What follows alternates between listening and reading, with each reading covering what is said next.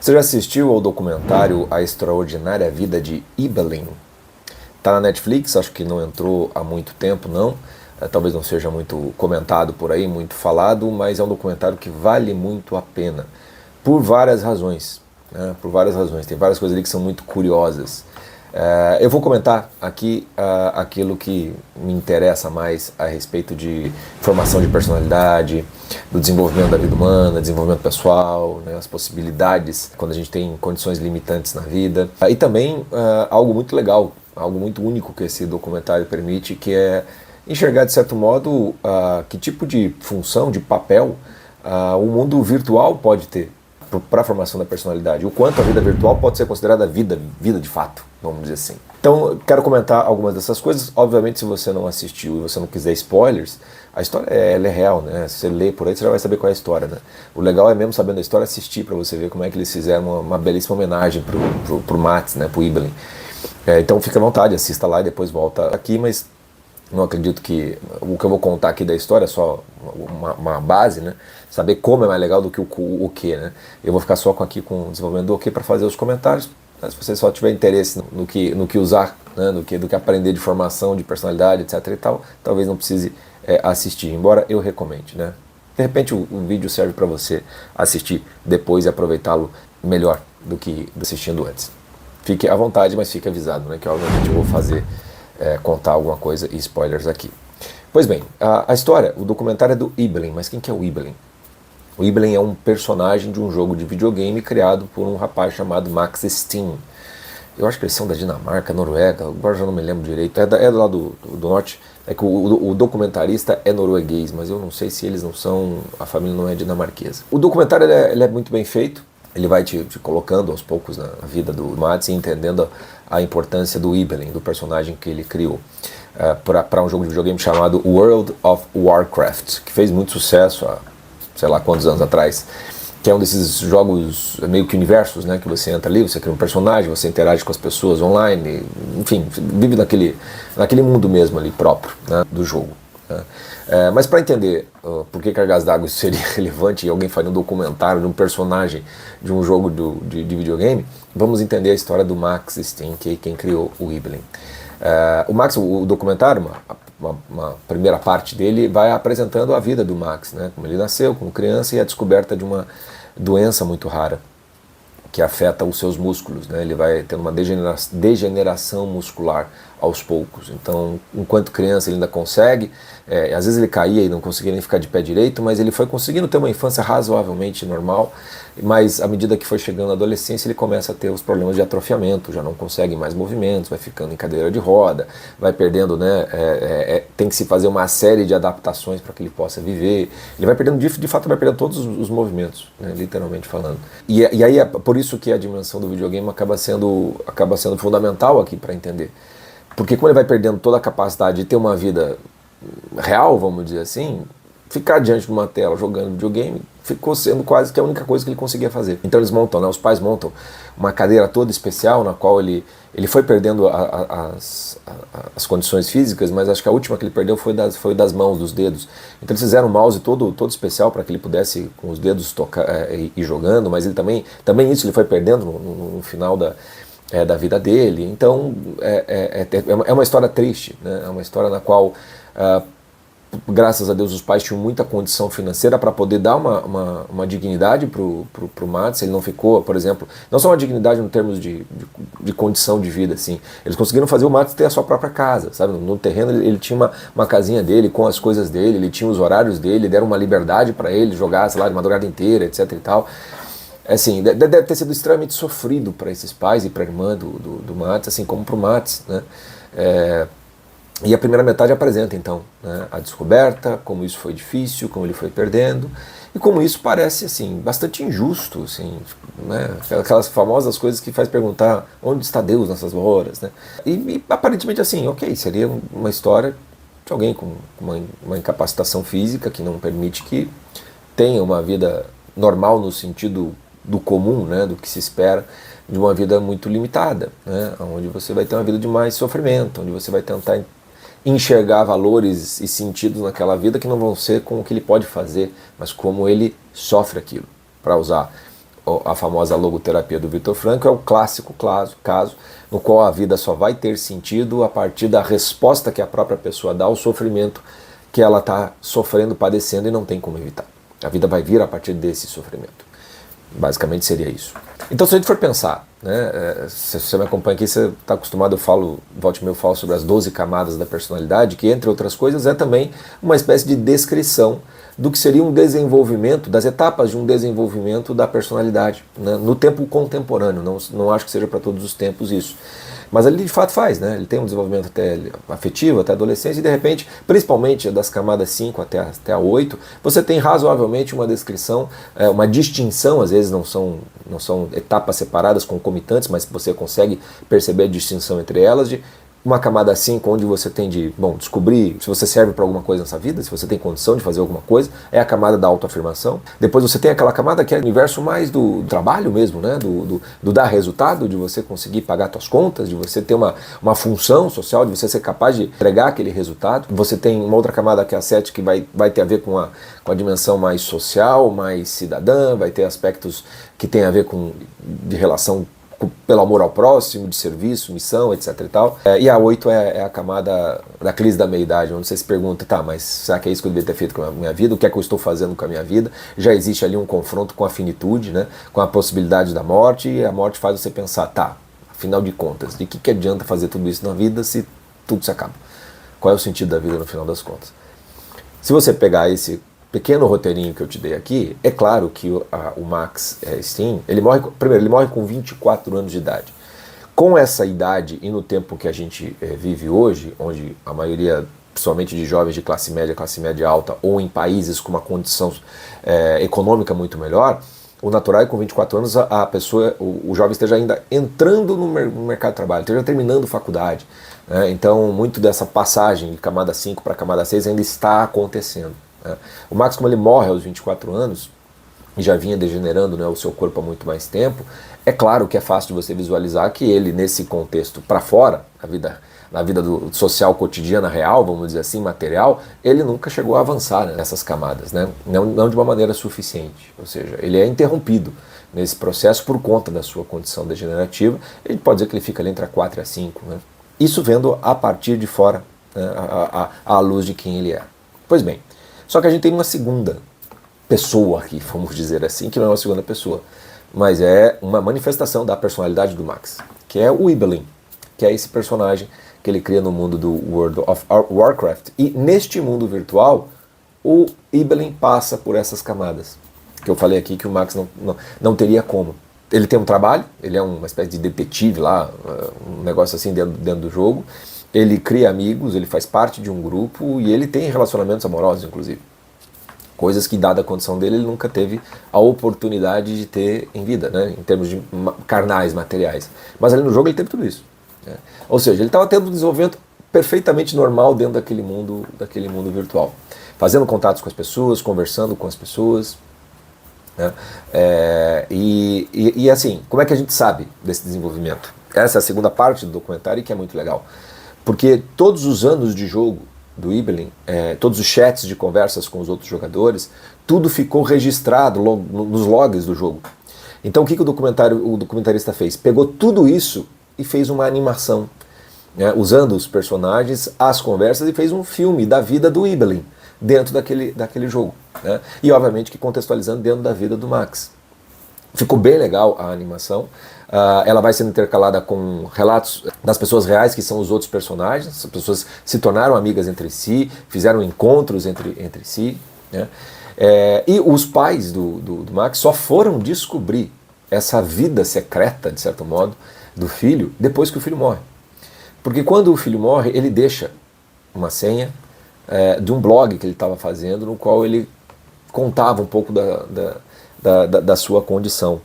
E aí a mãe e os pais decidem deixar um aviso para o eventual leitor de que o Max tinha chegado ao fim da sua jornada e deixavam um e-mail para que as pessoas, se quisessem, né, deixar alguma mensagem, que mandassem. E de repente começou a chegar dezenas e dezenas e dezenas de mensagens. E os pais ficaram completamente abismados, falaram assim, o que está acontecendo? E só então foram descobrir, né, que o Max não era aquele menino incapacitado que eles tiveram que cuidar a vida toda e que não teve a chance de se desenvolver e ser alguém socialmente falando. Quando eles viram a vida virtual do filho, como Ibelin, eles perceberam que o filho foi muito mais e foi muito mais longe do que a sua capacidade limitante. Ele literalmente foi desenvolvendo a sua personalidade. Ele foi, de fato, se tornando, tendo uma função social, ele foi passando pelas demais camadas. Não tinha como. E nessa história, você vai vendo assim algo muito bonito que o Max fez. Porque uma das coisas que ele se tornou foi um bom ouvinte. Ele ajudou várias das pessoas, dos jogadores, com seus problemas de ordem real. O mais legal é uma mãe com um filho que tem um autismo, pelo menos uns traços de autismo, onde ela não conseguia ter conversa com ele. E ele sugeriu para ela, falou assim, por que você não usa o videogame para conversar com seu filho? E assim, muito, muito curioso, né? Na mesma casa, a mãe num computador, o filho na outra, e eles interagindo como personagens, morando na mesma casa dentro do jogo do World of Warcraft, mas a partir do jogo eles conseguiram uma conexão, conseguiram uma comunicação. Houve uma cura. O Ibelin foi uma espécie de psicólogo familiar daquele casal, assim como para tantos outros, deu vários outros conselhos. Se via que o Ibelin, Max, né, parecia ser um sujeito com mais experiência do que parecia. Talvez pela quantidade de filmes ou leituras que ele tenha feito, ele teve uma formação, né, escolar, né? Então o filme é muito bonito porque você vê que aquele rapaz completamente preso numa cadeira de rodas, que talvez não conseguisse nem mais conversar com ninguém, não pudesse, portanto, nem ter interações de fato com as pessoas sociais, dentro daquele mundo virtual, ele transcendeu completamente a sua condição limitante e limitada e conseguiu ser muito mais do que muita gente consegue ser tendo todas as condições. Poucas pessoas conseguem ajudar o outro, o próximo, como o Max ajudou através do Ibelin. É realmente muito bonito, é realmente muito comovente, e nessa parte o documentário é magistral para você fazer um exame de consciência. Falei, caramba, né? Falei assim, o que custa tentar ser um pouquinho melhor para os outros, no sentido de se interessar por eles? Né? Tentar ajudá-los apenas escutando, né? E quem sabe ajudando com alguma outra coisa a mais, um conselho, alguma coisa assim. É muito bonito de você ver que aquele rapaz, que parece que não tem nada, de repente demonstra que tem muito mais do que muita gente que a gente conhece, né? Às vezes muito mais do que nós mesmos. Isso é muito bonito, né? Uma coisa que é legal daí de se ver desse processo é que, obviamente, como ele estava de fato desenvolvendo a sua personalidade, aqui é bom assim, o Ibelin não é um avatar apenas, ele é mais o Max do que o próprio Max. Já vamos falar sobre essa coisa de mundo virtual e da própria potencialidade do videogame. Mas fato é que, em algum momento, né, para que, né, o Max e o Ibelin sejam, de fato, uma personalidade bem formada, ele vai ter de lidar com o drama, o problema de que, bom, essas pessoas vão ter que saber que ele tem a condição que tem. Porque os laços vão se estreitando. E é assim que funciona em amizades, principalmente no relacionamento amoroso que ele começou lá no jogo, né? As pessoas querem conhecer a outra por inteiro, né? Não é uma questão de, eu quero saber quem você é verdadeiramente falando. Verdadeiramente falando, ele era o Ibelin, o Max. Mas as pessoas querem ter o Ibelin inteiro. E o Ibelin inteiro envolve o Max também. E o Max não queria contar a sua condição porque ele via, né, que a experiência de relacionamento ali naquele universo, ele acontecia independentemente disso. Ele não dependia disso, né? Ele tinha medo de que se ele contasse quem ele era, né, como ele era, as pessoas mudariam a forma de lidar com ele, teriam uma pena e uma compaixão, e ele queria ser um igual, como estava sendo até então. Só que chega uma certa altura que não dá mais para esconder aquilo. E aí, né, o Ibelin, né, o Max, não sabendo muito como lidar daquela maneira, vai lidar de uma maneira infantil ou adolescente, que talvez seja o estado de relacionamento com os outros que ele estava, né? Então ele começa a afastar os outros, a se comportar de uma maneira que o grupo o isole, o expulse, né? E ninguém entende o que está acontecendo. Até que chega numa certa altura que ele vê que também não é uma solução fazer o que ele está fazendo, porque ele estava construindo uma solidão e um isolamento dentro daquele jogo que fazia com que a vida dele se tornasse parecida com a que ele estava tendo fora. E, portanto, aquilo não era uma solução. Era menos pior ser franco e abrir o jogo. E ele vai acabar fazendo isso, ele vai acabar sendo acolhido, né, por aquelas pessoas, e essa integração de personalidade acaba acontecendo em alguma medida. Enfim, o final é muito bonito, a quantidade de pessoas que o Max ajudou através do Ibelin é imensa, e principalmente como ele conseguiu dar um sentido para a sua vida que transcendeu apenas a dimensão do como é que eu sei sofrer. Não, ele soube usar com o pouco que tinha, literalmente fazer dos limões uma limonada, né? E aí é claro que a história é muito bonita, é sentido da vida, você pode aprender, fazer exame de consciência, etc. Tudo isso é muito legal. Porém, o que eu acho interessante da gente prestar atenção é, bom, como é que você lida com essa dimensão toda virtual que a gente passa boa parte do tempo, né, hoje em dia? Seja nas redes sociais, né, na internet como um todo, na frente de filmes e seriados, documentários como esse, né, e jogos de videogame também, né, principalmente para gerações mais novas que já nascem com essa coisa já toda presente. Como é que a gente lida com isso? A tendência é você limita as telas, isso não faz bem, né? Tem sempre uma coisa meio tosca, meio burra de se lidar com as coisas, que é sempre achando que é ruim, então assim, ok, né? Você pode usar para alguma coisinha e tal. Tem muito mais a ver com a qualidade do uso do negócio do que com a quantidade em si ou com o uso em si, né? O para que você está usando a ferramenta, né? Se é para você se distrair, fugir da vida, etc e tal, é óbvio que isso é muito ruim. Mas como seria muito ruim se você ficasse literalmente largado na cama, pensando na vida, não fazendo nada também, né? Então é como você vive que importa mais do que o que você está fazendo, né? O porquê e o para que você está fazendo essas coisas, né? A mesma coisa com o universo do videogame. Se você vê o videogame apenas como um jogo, como um entretenimento, né, é claro que passar horas naquilo ali vai fazer muito mal. Mas e se tiver outras possibilidades e potencialidades? Principalmente com os videogames que se aprimoraram imensamente, como esses que criam verdadeiros mundos virtuais, né? Tem jogos, meus filhos jogam alguns aqui, de vez em quando eu peço para tentar jogar. Eu acho muito interessante quando você tem aqueles jogos que eu nem sei qual é o nome que se dá a esse tipo de jogo, se é RPG ou não sei. Quando você tem que tomar decisões ali e morais, né? Se você decidir tal coisa, você vai por um caminho na história, se você decidir por outro, você vai por outro. Você se torna vilão, você se torna... Aquilo tem uma reprodução de uma série de dramas morais que você tem, pequenos ou grandes, mas que você tem na tua vida, e permite você visualizar que eles têm consequências na formação da pessoa que você vai se tornar. Então é muito legal, é muito interessante, o potencial educacional é gigantesco, né? O que torna muito burro as pessoas que simplesmente acham que o videogame é tudo uma grande bobagem. Eu falei assim, não é, né? Você tem que conhecer as coisas para julgar as coisas de um jeito direito. Esse World of Warcraft, qualquer criança, jovem como o Mats ali, que ficasse horas e horas dentro daquele universo, não tem pai que não proibiria, que não faria nada. E talvez esteja certo na limitação daquilo. Porém, existe também um potencial de estar desenvolvendo na criança a sociabilidade com os outros, desenvolvendo na criança uma capacidade de linguagem de comunicação com os outros, de aprendizado social, né? Uma capacidade de sinceridade, de franqueza, de enxergar maldade e bondade, sem que haja riscos muito mais reais e concretos. Não é muito diferente do que, sei lá, a tragédia grega fazia na sociedade grega. Os gregos iam lá e iam assistir aquelas tragédias para aprender que, olha, certas escolhas vão dar naquilo, certos erros vão acabar muito mal, e você voltava aprendendo aquilo, voltava repensando se era aquilo mesmo que você queria.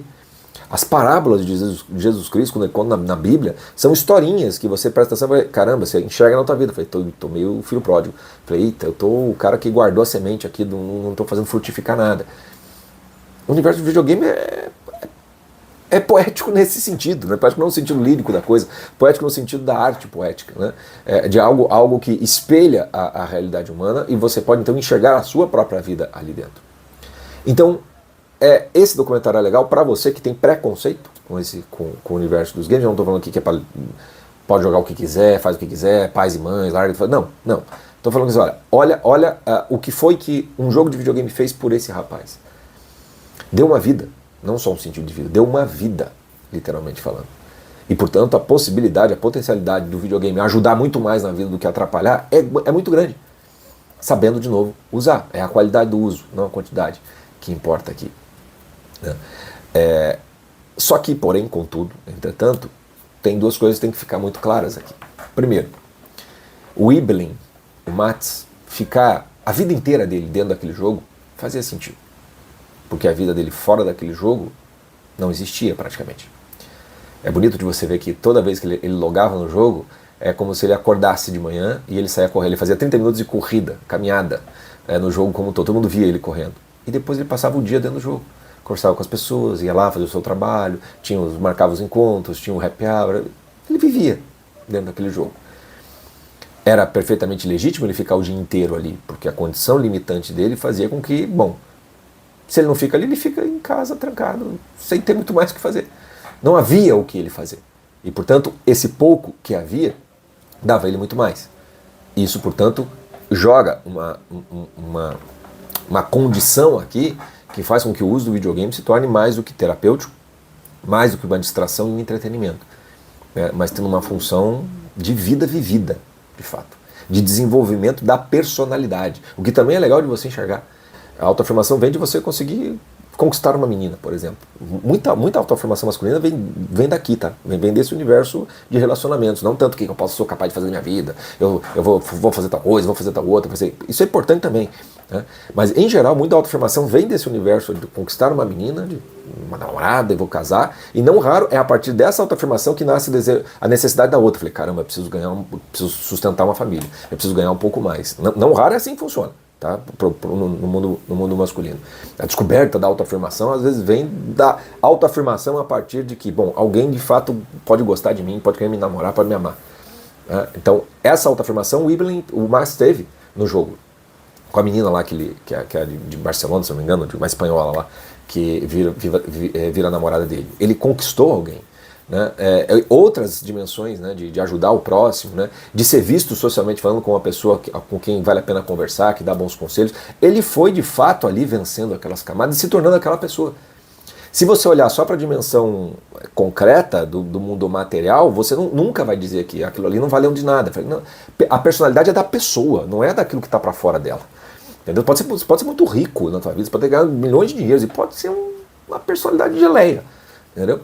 Então, aonde está o grande confronto da personalidade real e virtual do Ibelin? É quando ele percebe que não dá para esconder a condição real dele daquelas pessoas. Senão ele não vai continuar se desenvolvendo, não vai continuar se aperfeiçoando, melhorando como pessoa. Ele recuará se ele fizer isso. É o grande drama dele na vida ali. Quando ele percebe que ele está ficando pior, ele desiste daquilo, conta e há uma reintegração e uma nova reaproximação e uma nova vida. Ele viveu uma vida completa, o Ibelin. No sentido de que o que ele conquistou na sua vida, às vezes muita gente não conquista tendo todas as condições possíveis.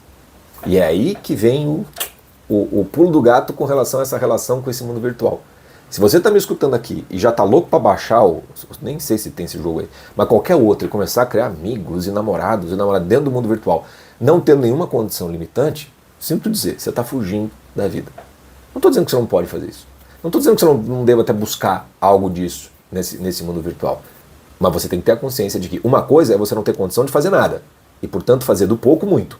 A outra é ter condição de fazer muita coisa.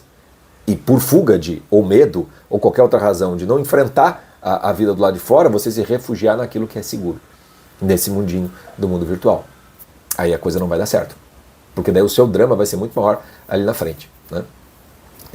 Você vai ter que sair desse virtual para confrontar o real, e aquilo que ficou estacionado no real vai ter que passar pelo desenvolvimento, pela evolução que talvez no mundo virtual você tenha tido. Vou dar um exemplo aqui, eu estou falando de videogame, mas vamos falar desse mundo virtual como um todo, grupos de WhatsApp, troca de mensagens, perfil e tal. Os avatares que nós somos nas redes sociais, ninguém é nas redes sociais o que é no dia a dia, ninguém é. Seja bom, seja mal, seja, sei lá, qualquer coisa. Não é. Você pode, em alguma medida você manifesta algo que é você, e idealmente eu acho que é assim que deveria ser, né? Mas é óbvio que não é tudo, E tem muita gente, né, que troca a vida real pelo mundo virtual. Então você tem, por exemplo, pessoas que são muito mais legais em grupos, conversando com as pessoas que, sei lá, flertam, paqueram no mundo virtual, às vezes com um traquejo impressionante, e quando você conhece na vida real, a pessoa se retrai de uma tal maneira, porque a pessoa não tem personalidade. Ela tem aquela segurança de um universo virtual onde ela demonstra quem ela poderia ser. Mas se na vida real ela não consegue ser um mínimo daquilo, a mágica se desfaz. Em geral, essas pessoas costumam até preferir ficar no virtual, evitam até muito esse contato, né? é uma forma de você garantir imaturidade nessa vida por uma suposta maturidade nesse universo virtual. Às vezes você é muito mais engraçado nos grupos do que na vida real, às vezes você é muito mais, sei lá, reclamão, ranzinza, qualquer coisa que vale. Falando particularmente de mim, diante assim, a coisa do Chico Pistola, do Chico Ranzinza, etc. É uma manifestação minha que eu tenho desde guri, que eu sou assim. Mas eu não sou só isso, né? Então tem muita gente, às vezes, com medo de vir conversar comigo, vem conversar e é uma pessoa que não é exatamente só daquela maneira, né? Às vezes a ranzice fica até engraçada porque justamente você não é inteiramente assim, né? Pode ser uma outra pegada, outro tipo de pessoa. Né? Não que ela não seja aquilo, mas não sou só aquilo, né? Assim como quase todo mundo. Mas o legal de você refletir a respeito disso, quem você está sendo virtualmente falando? Se você não está no universo do videogame, você não está lá. Quer dizer, ele é uma personagem que você não sustentaria no dia a dia, então tem alguma coisa que está meio torta. Pode ser real esse personagem, mas ele precisa também aparecer na vida real. Né? E se não tiver nada, aí que a coisa lasca-se de vez. E isso não é um dilema de época de internet, isso sempre existiu, por exemplo, com atores. Eu sempre gosto de citar o exemplo, não me lembro o nome da atriz, nunca lembro o nome dela, mas lembro do personagem que ela fez, um filme muito famoso, chamado Laura, que era um objeto de desejo dos homens. E depois, em uma das entrevistas ou biografias dela, ela dizia assim, é triste pra mim, porque os homens vão pra cama com a Laura e acordam comigo. E eles não a conhecem, né? Só conhecem o personagem. Né? E realmente isso é muito triste, isso é muito trágico. A extraordinária vida do Ibelin é um extraordinário exemplo, né? De como esse mundo virtual pode ajudar demais no desenvolvimento e na formação da sua personalidade real, né? Mas também não pode servir de desculpa para você se refugiar da vida real nesse mundo virtual, achando que ali é tão vida real quanto lá fora. É pro Mats, porque na vida real aqui fora ele tinha uma condição muito limitante. Mas se você não tem uma condição limitante dessa, e portanto o videogame pode ser um meio de você desenvolver a sua personalidade, então é muito fácil que isso se torne uma fuga do desenvolvimento e não propriamente a sua realização. De novo, é preciso fazer uma avaliação de como você está lidando com as coisas, né? Por quê? Para quê? Como? Né? Mais do que simplesmente pode, não pode, isso é ruim, isso é mal, que aí é de uma tosquice que você perde o bom que todas as coisas podem ter e a gente tem que ser capaz de discernir. Tá bom? Então fica a dica aí para você que não assistiu a Extraordinária Vida de Ibelin no Netflix. Até o próximo.